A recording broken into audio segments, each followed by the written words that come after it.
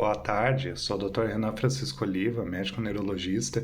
Eu fiz muitos vídeos a respeito de casos raros em perícia, então hoje eu resolvi trazer uma situação mais comum, que é a avaliação de epilepsia, né? Principalmente, talvez em uma das suas causas mais comuns, que é a associação com esclerose mesial temporal. Então, a epilepsia ela é uma doença que resulta entre aspas, de um curto-circuito da atividade elétrica do cérebro.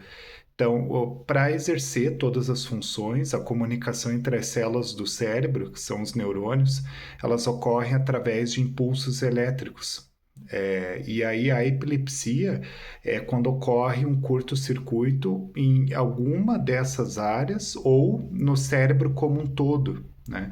Que daí pode levar a diversos fenômenos, como não apenas abalos musculares, perda de consciência, mas fenômenos variados. Muitas vezes é com uma sensação de medo, de susto, com movimentos involuntários das mãos, dos braços, um mal-estar. Então, são diversas manifestações, não necessariamente em que a pessoa tenha que ficar se debatendo, né? Como consequência da atividade epilética. E aí, essas causas mais comuns é essa cicatriz que se chama esclerose mesial temporal. Então, é uma cicatriz que se forma nessa parte do cérebro, que é a região temporal. Então, essa cicatriz ela funciona como um gatilho para induzir descargas epiléticas. Na região temporal. Então, muitas vezes, as convulsões que o paciente ou o periciado apresenta não são aquelas convulsões, entre aspas, fortes, mas sim fenômenos muitas vezes que podem se confundir com uma série de outras doenças, principalmente com crises de pânico, por causa da sensação de medo, de angústia, um mal-estar, enjoo, seguida por um período como se fosse uma ausência de comprometimento da consciência, que a pessoa ela não chega a perder a consciência, ela fica como se fosse desligado, mais aéreo, podendo ou não, aí sim, desmaiar ou ter um ataque epilético, né, que seria uma convulsão tônico-clônico generalizada.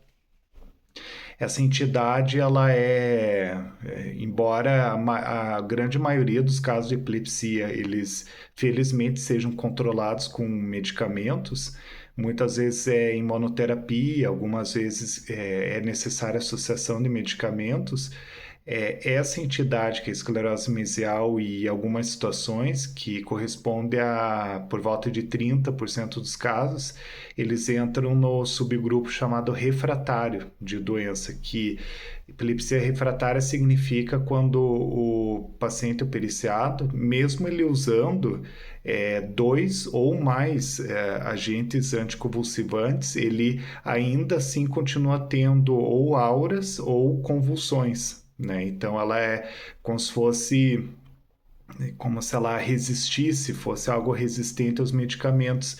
E essas situações é um verdadeiro desafio. Então, muitas vezes é preciso encontrar na experiência com o paciente associações de medicamentos que tragam melhor custo-benefício para o paciente, minimizando efeitos colaterais e controlando ao máximo esses eventos convulsivos.